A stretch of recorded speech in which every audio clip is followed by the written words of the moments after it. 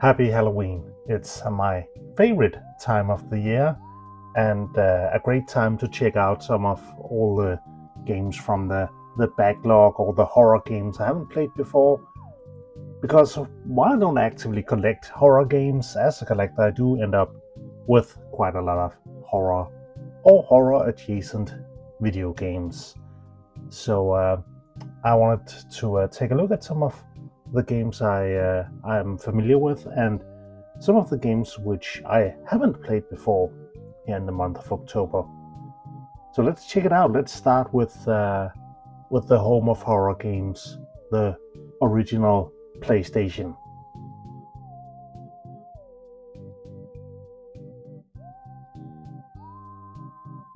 The PlayStation 1 is there a more iconic console when it comes to horror game. We have Silent Hill from Konami, we have Resident Evil from Capcom. But what did the beloved company from the 16-bit and Neo Geo generation, SNK, come up with?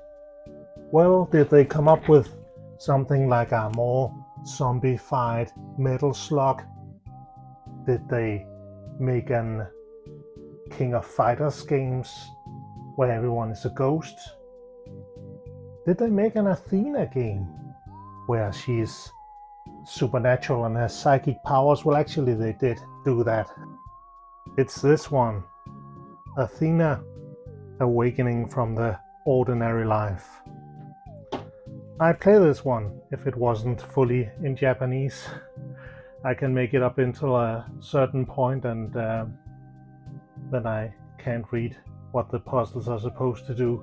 But it seems interesting. Luckily, they did also put out another game internationally in the West. And this is a game called Kudelka. On the back here we are promised the sexiest gothic horror RPG on PlayStation. Let's find out how sexy that is, but I'll show you what is sexy. The original PlayStation startup sound. Hang on.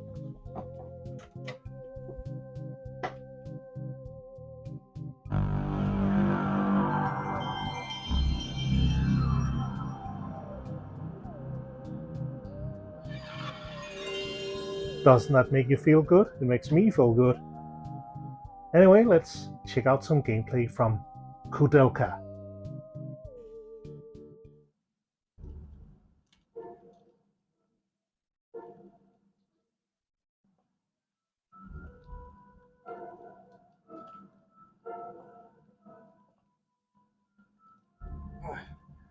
Too early, Angel. I'm not dead yet.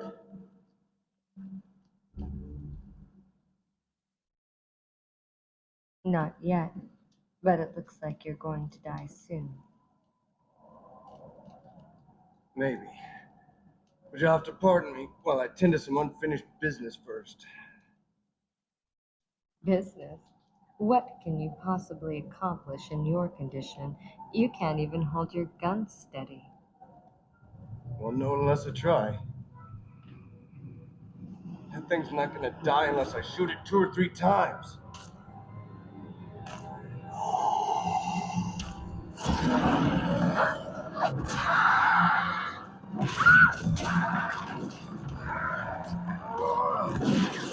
Damn it! Here, use this. Turn-based fantasy combat resolved with a single action revolver? Well, that is sexy. Count me in. Kudelka is one of those games that have been sitting in my backlog for way too long. It's a prequel of sorts to the Shadow Hearts series. In fact, the first of the Shadow Hearts game on PlayStation 2 starts right after you get the bad ending in this game. Yes, this is the sort of game that has multiple endings. Now, this is my first time playing this, but I've heard that it isn't all that long. Again, it's like 10 hours long and 4 discs. I mean, SNK really went all out on the fully animated CGI cutscenes in this one, and a ton of voice acting as well. Now this would make good rations. Let's take some with us. I can't believe it. Are you still hungry? I didn't have anything to eat or drink for 3 days. Of course I'm hungry. Speaking of which, you wasted all of that food. What's wrong with you? Yeah. If it weren't poisoned, then I would have had some. Pardon? I'm still early on, but it's pretty light on backstory this game. The titular girl, Kudelka, is simply a girl who's gotten summoned to this fortress to fight evil. And she quickly teams up with a guy called Edward, who's there to just steal stuff, and eventually a priest called James. And while you navigate around in static backgrounds, all Resident Evil style, it's still an RPG, and you get into random encounters kinda constantly. But I will say that I really like the vibe of this game here. It has a really great variety in monsters, and the combat system is pretty interesting as well. You kind of move around in this sort of battlefield where the enemy can't pass the line of your most front facing character, and you can pass their line as well. But there are abilities that sometimes knock back enemies, so you can push them back and protect your more weaker back troops, like Kodelga, who's pretty from the outset pretty low on HP and more of a fighter who works well from the back, either with the gun that she gets early in the game or her magic abilities. I also really like that there's no really hasn't been any really crazy weapons yet. Not here from the outset. It's all very standard stuff, like a gun, a hammer, a knife, an axe.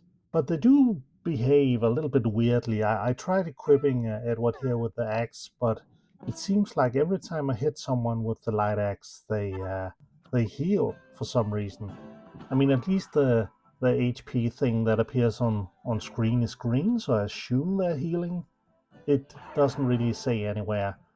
I did equip him with a pretty cool knife, which worked great for a while until it broke. So yeah, there's also some kind of hidden durability to weapons. Interesting. And speaking of hidden stats, there's also a proficiency stat. Like your characters get better with weapons the more they use them.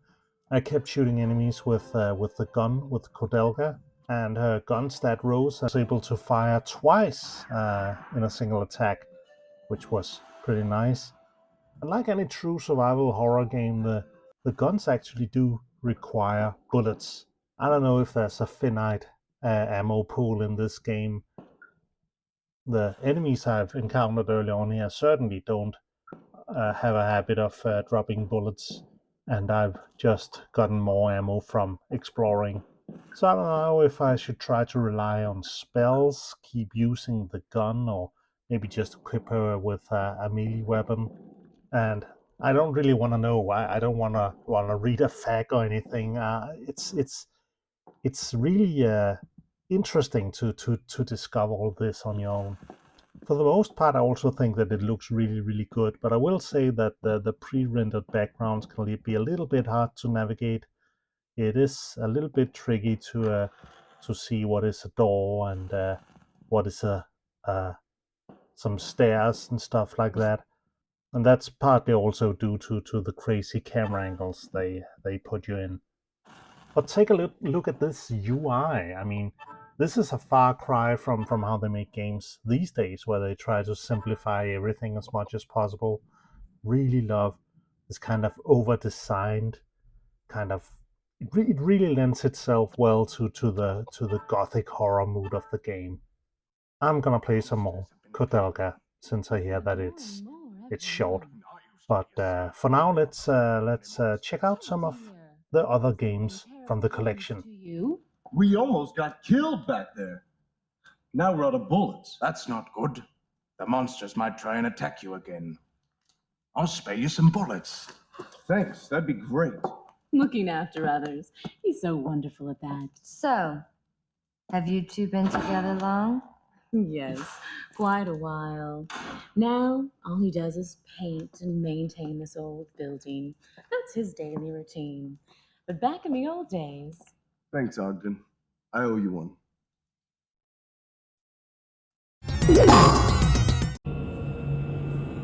Here we have Forbidden Siren for the PlayStation 2, and this is a game that doesn't spend a lot of time beating around the bush.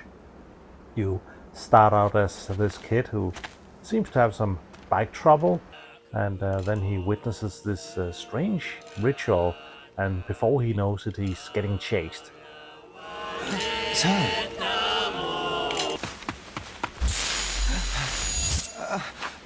hey, what?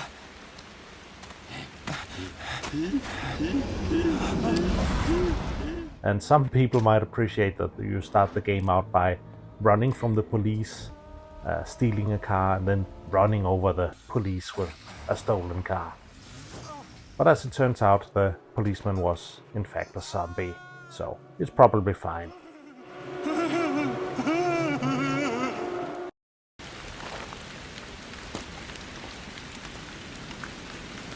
It's gone.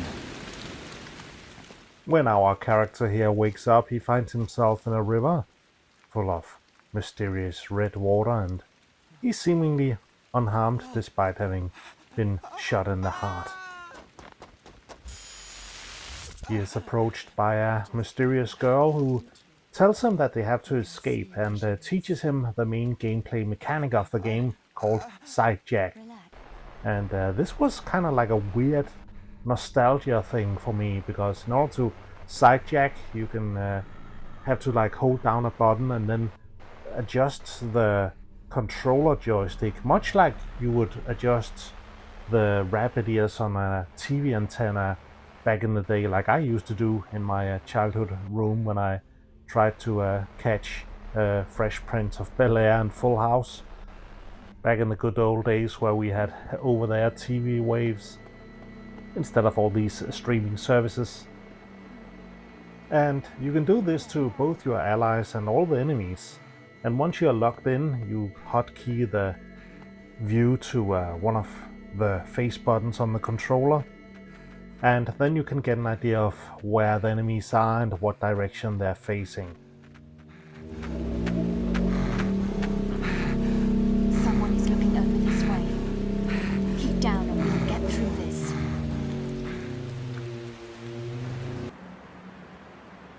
Professor? What is this place? Where are we? I just don't get it. What's going on? I told you to wait in the car. But what's happening? What is this? Why is this happening? This is exactly why I told you not to come. Professor, we need to find the villagers. They must be panicking. Please shut up.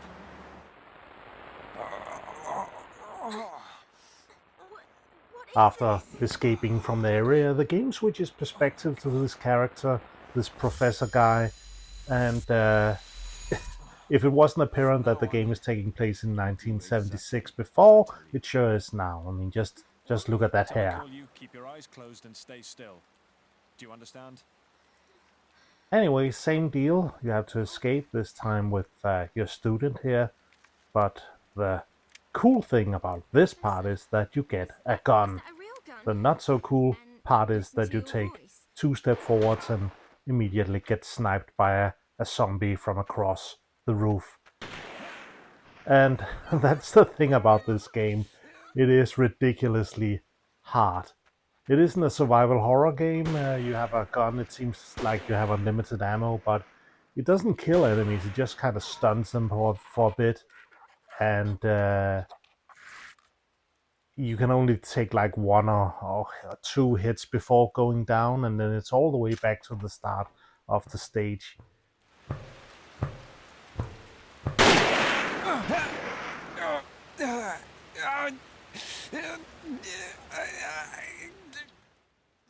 It's challenging. So more than a survival horror game, it's actually a stealth game.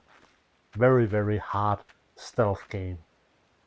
The idea is that you have to rely on this sight jack feature. When the enemies look at you, you get a nice blue cross, so you can kind of tell where you are in correlation to them. And you can kind of look at what path they're taking and if they're turning around. But the game is just super, super foggy all the time, and everything is kind of gray and brown, so it's super difficult to orient yourself. Forbidden Siren is definitely a game that takes quite a while to get to learn, and a lot of patience, which is something I didn't really have when I sat down to play it. But it's a game that I'm looking at and thinking, this is definitely someone's favorite game. Because one thing you cannot deny is that it has some very cool aesthetics. Very, very Silent Hill, and that's not really a coincidence. Apparently there are some ex-Silent Hill people who worked on making this game. And one thing I really like that I haven't seen anywhere else is this kind of weird face technology. It's not like modern face scanning, model scanning, motion capture of real faces. It's kind of like faces they took photos of and then kind of projected onto 3D models. It gives it a very unique and very cool look. It's not really a jump scare kind of game either. I want to say the biggest jump scare is hearing the British voice acting for the first time. It's not a dream. Am I going crazy? Okay. What do we do now? All we can do is wait here until Leader Makino and the others arrive. Leader? Is this a place of worship? I mean, it kind of looks like one, but it's different from the other ones I've seen. It may seem strange, but this is our faith. And you know, I've played both Xenoblade Chronicles and the Inazuma 11 games, but I wasn't really prepared for it in this game. I made it as far as getting to the third character, which is some kind of priest guy who doesn't have a gun and is surrounded by like a billion zombies, and that was kind of the end for me. But it is a very intriguing game. I might actually return to it one of these days.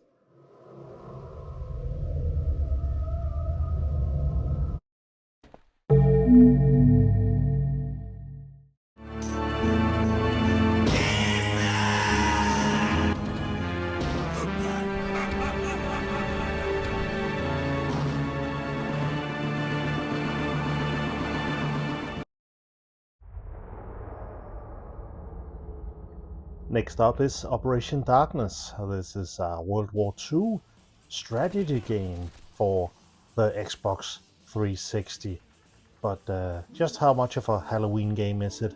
I mean, darkness is in the title. That's pretty scary, and it is a game about war, which is always pretty scary in itself. But is it spooky? Wouldn't it be a lot spookier if it like had, I don't know, zombies and werewolves and vampires and stuff like that in it? Psych, it totally does have zombies, werewolves and vampires in it. It's awesome! Enjoy your last breath, monster. Today you die. What? You're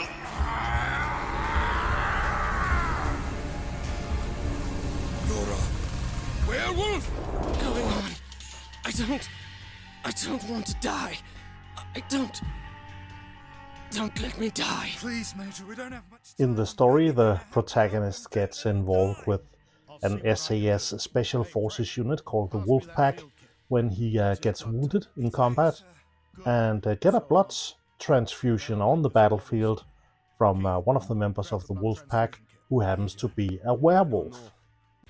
It takes a few hours to get into the supernatural bits in the game, so you got a couple of missions to kind of figure out how the gameplay works and get used to the control and the combat before you ultimately have to fight against Nazi zombies and vampires. And while the 3D graphics are only serviceable and not very impressive for 2009, the 2D art is just fantastic. And this beautiful artwork mixed together with the fantastic realistic setting that has supernatural stuff mixed in, werewolves, vampires, magic, and the game itself just being a strategy RPG like Valkyria Chronicles, like Fire Emblem, where all the characters have unique skills and abilities and weapons they like to use. This game is extremely my kind of vibe. It's just kind of a shame that the gameplay itself is the way that it is. I mean, just look at this. Just trying to orient yourself, figure out where you are, and how close you actually are to the enemies is difficult. They have this grid-based map where you move around, and it's extremely granular for no reason. And you'll often kind of be surprised just how close an enemy moved to you in their turn, because as you see, there's no like overhead tactical view when everybody moves. It's all in this kind of cinematic looking behind the character kind of movement. When you do move around yourself, you do get some nice orange lines pointing out where the enemies are compared to you, even though you can't zoom the camera far enough out to really see them. And once you do start to zoom out, the low resolution of the game really starts to go into effect, and everything sort of blends together. And this, of course, makes it extremely difficult to line up your shot. You can try and move to a spot and hope that there are no like friendly units, and there's no objects blocking the view, because you won't be able to undo your movement. And there's no like in-game saves. You just have to play through like 50-minute missions and just hope that everyone survives and you don't make any big mistakes where you have to start all the way over and spend another hour trying to get through a mission. They really should have made this game play like all the other modern strategy games, played like XCOM. XCOM kind of defined a whole genre of games with their clever cover system, where you get a shield, a full or half shield on cover, depending how much cover you're in. There's no cover system in this. If you sit behind cover, you can't see the enemy, you can't shoot at the enemy, and they can't shoot at you. Very frustrating game to play, but it is just so stylish. All the parts are here. Just someone please remake Operation Darkness, because it would be amazing if the gameplay was just a tiny bit better than what we have in this original game from 2009. And it's 2024, it's time for a remake, because what's cooler than a werewolf? A werewolf with a rocket launcher, of course.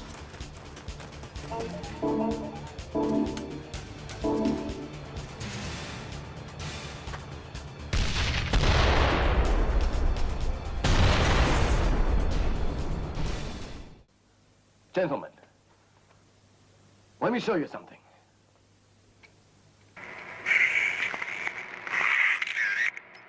Fantastic! Here we have a game which I thought would be more of a survival horror game than it really is. It's Blue Stinger for the Dreamcast. This is one from the old backlog, which I've had lying around for a while.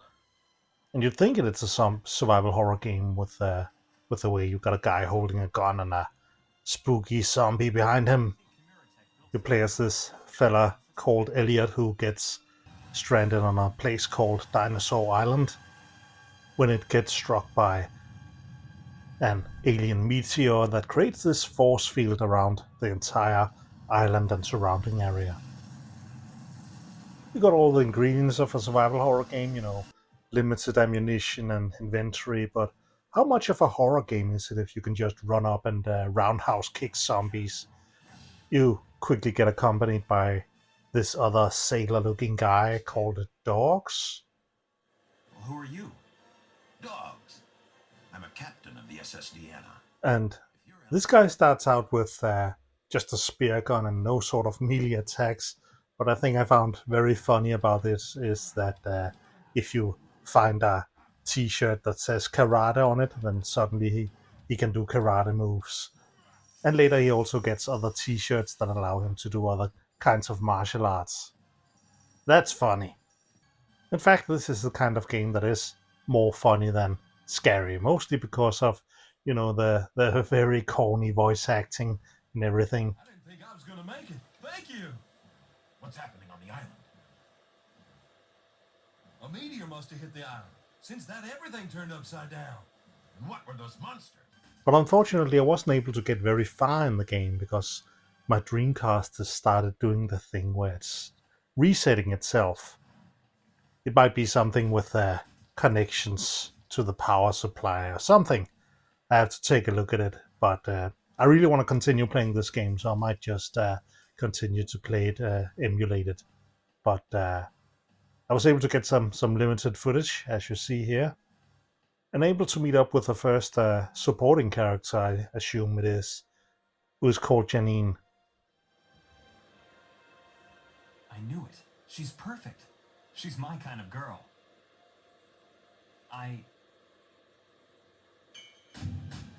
And Elliot is just so corny around her. It kind of feels more like you're playing a Leisure Suit Larry game than an action game on the Dreamcast. And I love it. It's just got a ton of great style, and I can't wait to see what the rest of the game is like. I did check out a long play of it, and it's like 4 or 5 hours long, so not a massive game, and it's also seems to be more of a Christmas game than a Halloween game. You spend a lot of time running around this mall-looking area with constant Christmas music blaring. But yeah, this is definitely one I have to get back to when I get my Dreamcast fixed, or when I find some kind of way to emulate it. Janine? A woman?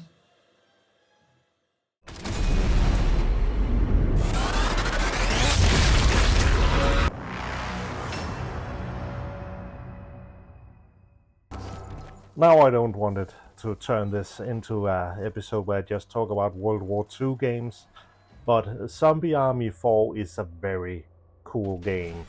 It's a spin-off of the Sniper Elite series, which I think is a bit of an underrated series from Rebellion. Might not look by much, but they play incredibly well. Really tight controls and really pleasant and satisfying gameplay. Not just from shooting enemies in the balls, but also in the head and in the heart and in the liver, all over the place. Now, the Zombie Army games, the thing that really stands out to me with these games are just how creative they are.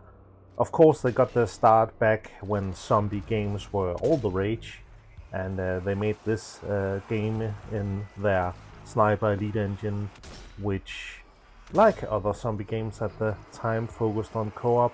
You might in fact say that it was heavily inspired by Left 4 Dead in a lot of ways. In fact, might be so heavily inspired by the fourth one here that they just straight up end up putting Left 4 Dead characters in it. But hey, why not embrace it? Why not make a great collab like this? Unfortunately, it's just visually. They don't have any separate voice lines, so you have to pick from the voices from already established characters, which can get a little bit weird.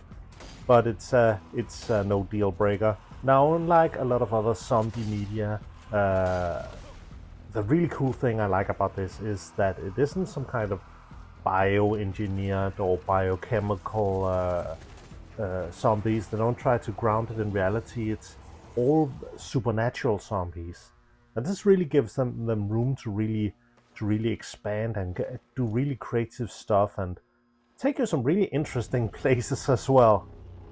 As it is the fourth game, they obviously already jumped the shark and had you kill zombie Hitler in an earlier game. So this time he gets resurrected from hell, and you have to go into hell to find him and defeat him there. Also, a new thing they did for Zombie Army 4 is that they made a recent sort of replay missions. They put in an XP system where you can level up the weapons and you can level up all the kinds of equipment that is available. And this is something I always felt really needed in the old games. Sure, they were like Left 4 Dead where it's all about the co-op fun. But if you really want to kind of sustain a community, you really got to give people a reason to come back and keep replaying the missions, because it felt like once you had seen a mission, there was really no reason to see it again.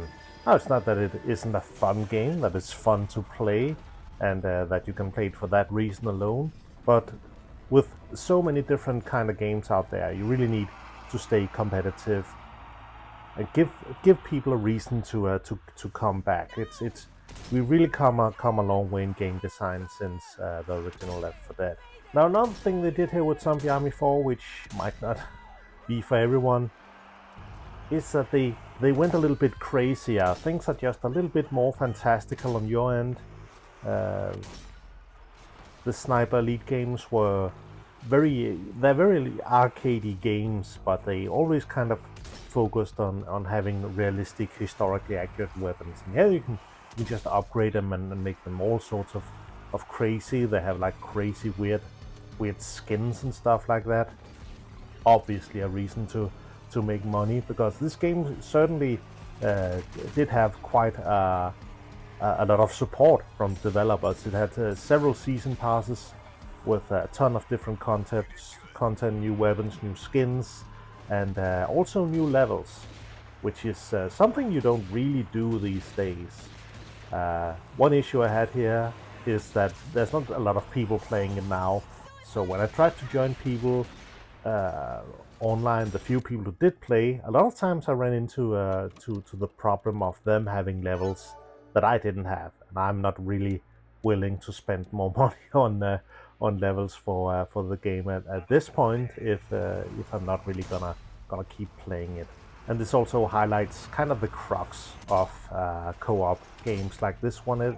It does feel a little bit lonely when you're just running around on your own. Left 4 Dead did solve that by having bots, but as this is a more advanced game, there's a lot more stuff going on where you really don't want bots to kind of like just run in and kind of screw you over, because there's a slight bit of stealth to this.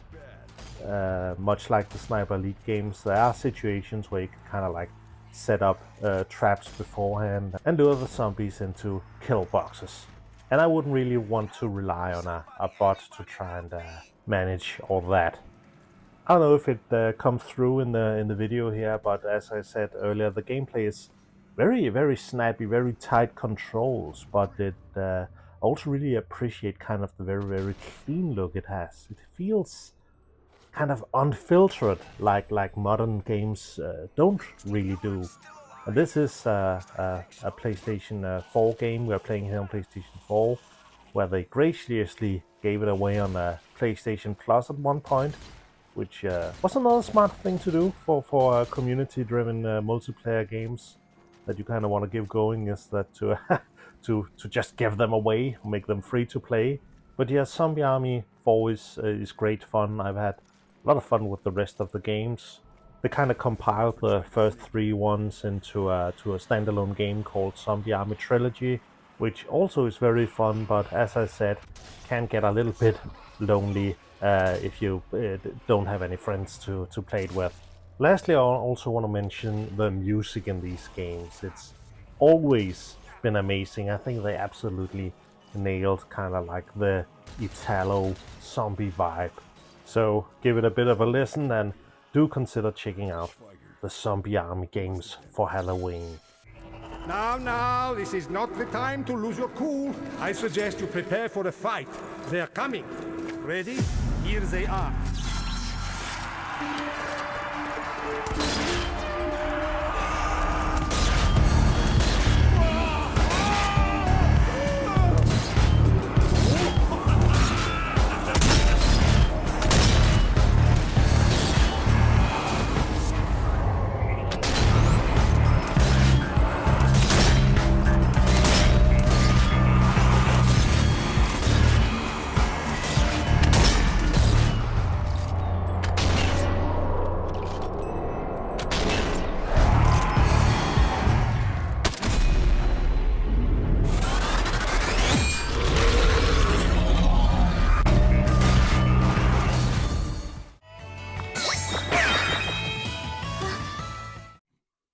Here we have another game from the backlog, and this is one that surprised me, World of Horror. It surprised me because when I bought it, I thought it would be this kind of collection of short stories, horror stories set in kind of a visual novel style in this horror universe. And I bought it not because I'm a huge visual novels guy, but because of the look. I really, really dig this kind of retro Japanese adventure game look that this game is going for it. But once I started up, I was actually surprised to find out that it's more of a roguelite, I think you could describe it as. It's run-based in a way. You have to try to defeat these ancient evil monsters in a lighthouse in the city where all sorts of weird occult stuff is going on. And you cannot tackle the cases in any order that you want, but the things that seems to happen during the cases is that the events that unfold are randomly generated. As you explore and look for clues, you have a chance to run into events like random encounters, random battles with monsters, but just as much events that just alter your stats. And you have a health and a sanity stat, much like H.P. Lovecraft's Call of Cthulhu tabletop role-playing game, if you ever played that. In those games, your health is as much as a valued commodity as your sanity is. And from a visual standpoint, it certainly have taken a hint or two for Junji Ito, who you might know from Uzumaki and other horror comics. And despite the limited time I've had with the game, I want to say the biggest plot twist so far is that it isn't a Japanese game at all. It looks like a Japanese game from top to bottom. It's apparently developed by just like 4 people. One guy who made all the graphics in MS Paint, and a girl who wrote a lot of the story alongside with him. And then the game's music was developed by 2 other people. So it's a 4-person game. That's pretty amazing what just a few people can make, because it is a very unique and incredibly stylish game. And one thing is that it would already have been impressive if it was just a standard linear adventure game, but it's not. It's that it has all these systems working with each other to randomly generate runs is crazy. And I know I've been babbling on about the development and how much I like the game as aesthetics, but it is a bit tricky to look at here and see what's going on. But you have an area here for your inventory over here on the right. An area here for various commands you can go, and a panel for places that you can explore or go to and check out. I'm still early on, so I'm not really sure if there's the time you spend running back and forth have any real impact on anything, but I'm sure it does. And when you do go into combat, you also get this elaborate combat panel where you kind of have to set up attacks on this bar, where you use time to queue up attacks. Maybe try to hit a more precise attack or do something special by like calling in allies or casting a spell or looking for an improvised weapon. It all seems pretty complex once you start to dig into it. But they do a nice job of trying to onboard you into the experience. They have a little bit of a part of the game that you can play on its own with predetermined settings, and that works great as kind of like a demo for the full experience. You can also go into the full experience with another quick start option that kind of sets the starting preferences in the game for you randomly as well. And finally, you can go in and tinker and pull all the levers and knobs to kind of tailor make the experience, what kind of protagonist you want to play as, what kind of ancient evil you can expect to find in the game, because the god you decide to take on does have some rules that can change the gameplay experience. Apparently, because as I said, I haven't really gotten deep into it yet. Because it is an elaborate game, and I definitely want to play some more of it. But I just got a bunch of other games that I'm playing right now, so I'm not gonna play more of it right now. I'm gonna start over once I have the time, because if I play too much of it right now, I'm pretty sure I've forgotten half the systems once I get time to fully commit myself to it. But World of Horror is cool. If you haven't already played it, it seems to be out on almost everything except Xbox. So it's a game to check out for Halloween.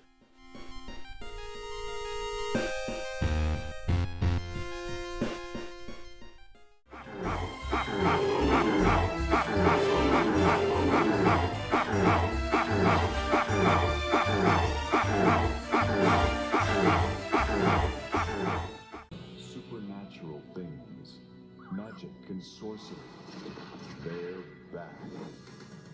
From out of the gloom stalk your worst nightmares, ghouls, zombies, werewolves, So, that was all the games I had time to play for October here for Halloween, but there were plenty of other games to play once I dug into the collection a little bit, including this one, Darkstalkers on the Capcom Fighting Collection.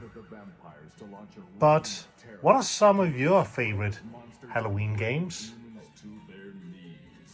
Let me know in the comments below, and I hope you have a happy Halloween, and I'll see you next time. Bye.